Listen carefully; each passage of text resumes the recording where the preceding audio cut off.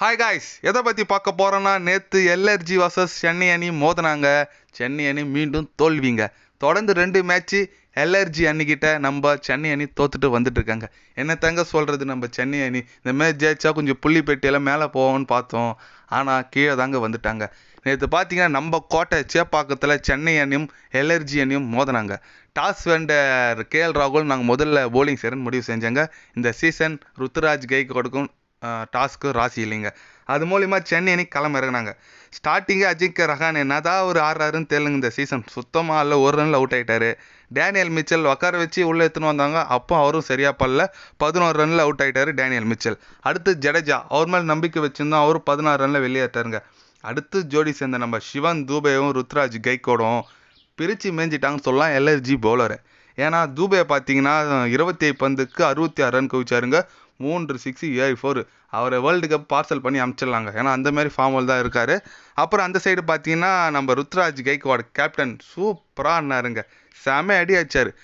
நம்ம லக்னோ பவுலரை இந்த பக்கம் அந்த பக்கம் சுற்றி காமிச்சிட்டாருன்னே சொல்லாங்க. 60 பந்துக்கு 108 ரன் குவிச்சாருங்க. 12 4 3 6. ஒரு கேப்டன்ஸ் நாக் ஆடினாருங்க. செஞ்சுரி அடிச்சிட்டாரு. ஐபிஎல் சிஎஸ்கே டீமுக்காசரம் கேப்டன் பண்ணி முதல் 100 அடித்த ஒரே ஒரு வீரர் நம்ம ருத்ராஜ் கைக்வாட் தாங்க. அதனால் நம்ம சென்னை அணி பார்த்தீங்கன்னா 210 ரன் குவிச்சாங்க. 4 விக்கெட் ஏபுக்கு. எல்ஆர்ஜி அணி போலிங் தரப்பில் பார்த்தீங்கன்னா அந்தளவுக்கு சொல்கிற அளவுக்கு யாரும் போடலைங்க. எல்லாரும் ஓரம் பிரித்து மேய்ஞ்சிட்டாங்கன்னு சொல்லலாம். அப்புறம் நம்ம மோயிஷ் கான் அவர் ஒரு விக்கெட் எடுத்தார். மேத்யூ ஹெரன் ஒரு விக்கெட் எடுத்தார்.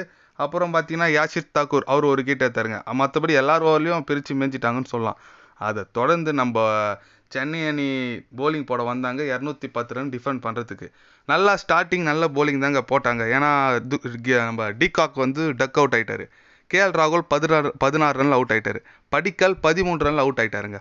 அதை தொடர்ந்து ஜோடி சேர்ந்த நம்ம ஸ்டோனிஸும் நிக்லஸ் பூரானும் சென்னை பவுலரை பிரிச்சுட்டாங்கன்னே சொல்லலாம். ஏன்னா நிக்லஸ் பூரான் 15 பந்துக்கு 34 ரன் குவிச்சு 3 4 2 6 அடிச்சு அவுட் ஆகிட்டாருங்க.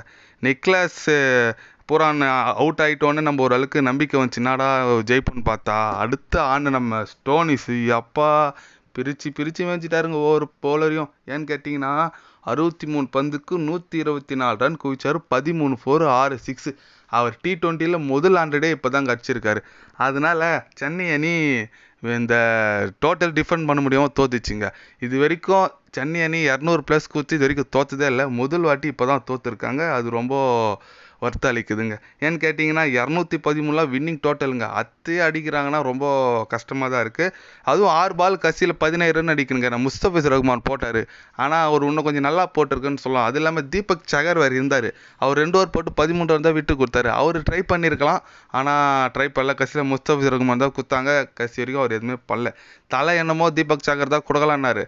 நம்ம ருத்ராஜ் கைக்வாட் தான் வேணாம் முஸ்தபிஸ் ரஹ்மான் போட்டோன்னு சொல்லிட்டு பவுலரை மாற்றினாங்க. தோல்வி அடைஞ்சிட்டாங்க. இந்த தோல்வியின் மூலம் பார்த்தீங்கன்னா நம்ம சென்னை அணி புள்ளிப்பட்டியில் 5வது இடத்துக்கு பின்னாடி வந்துச்சு. எல்ஆர்ஜி அணி 4வது இடத்துக்கு முன்னேறிச்சுங்க. போலிங் தரப்பில் பார்த்தீங்கன்னா சொல்கிற மாதிரி யாரும் போல, எல்லாருமே அடி நடிச்சிட்டாங்க. முஸ்தபிஸ் ரஹ்மான் ஏதோ 2 மேட்ச் போட்டார். இந்த மேட்ச் பார்த்தீங்கன்னா ஒரு 51 ரன் விட்டு கொடுத்துட்டாரு. 3.3 பால் தான் போட்டார். ஒரு விக்கெட் தான் எடுத்தார். நான் பத்திரானா ரொம்ப எதிர்பார்த்துட்டு இருந்தோம். அவர் நல்லா தான் ஓரளவுக்கு டீசெண்டாக பண்ணியிருக்காரு. 4 ஓவர் போட்டு 35 ரன் விட்டு கொடுத்து 2 விக்கெட் எடுத்தாருங்க. மற்றபடி வேறு யாரும் போடலங்க. ஷர்துல் தாக்கர்லாம் நேற்று தான் டீமில் இருக்கிறாருன்னு தெரியல. அந்த அளவுக்கு அவர் ஓவரெலாம் பிரித்து எடுத்துட்டாங்க. இதன் மூலிமா நம்ம சென்னை அணி படுதோல்வி அடைஞ்சனால நம்ம பிளே ஆஃப்ஸ் போகிறதுக்கு வாய்ப்பை கொஞ்சம் டவுட்டாக தாங்க இருக்குது. ஏன்னா 8ல் 4 ஜெயிச்சிருக்காங்க நம்ம சென்னை அணி இது வரைக்கும். மீதி வேறு 6 போட்டியில் அட்லீஸ்ட் ஒரு 5 ஜெயிச்சா தான் நம்ம உள்ளே போகிறதுக்கு மேக்ஸிமம் சான்ஸ் இருக்குது. அதனால் மேலே ஒரு போட்டியில் நம்ம வெயிட் பண்ணி தான் பார்க்கணும் சென்னை அணி எந்த மாதிரி பர்ஃபார்மன்ஸ் பண்ணுறாங்கன்னு சொல்லிட்டு. இந்த தோத்தது குறித்து நீங்கள் என்ன நினைக்கிறீங்கன்னு சொல்லிட்டு ஒரு கமெண்ட் பண்ணிட்டு போங்க. இல்லை சென்னை அணியில் வர போட்டியில் எதனா ஒரு சேஞ்சஸ் போகணும் பிளேயிங் லெவலில், அது என்ன நினைக்கிறீங்கன்னு சொல்லிட்டு உங்களோட பிளேயிங் லெவல்ஸ் மட்டும் கமெண்டில் போட்டு போங்க. இது போன்ற ஸ்போர்ட்ஸ் நியூஸை தெரிஞ்சுக்கன்னா சேனலை சப்ஸ்கிரைப் லைக் ஒன்று பண்ணிக்கோங்க. நன்றி, வணக்கம்.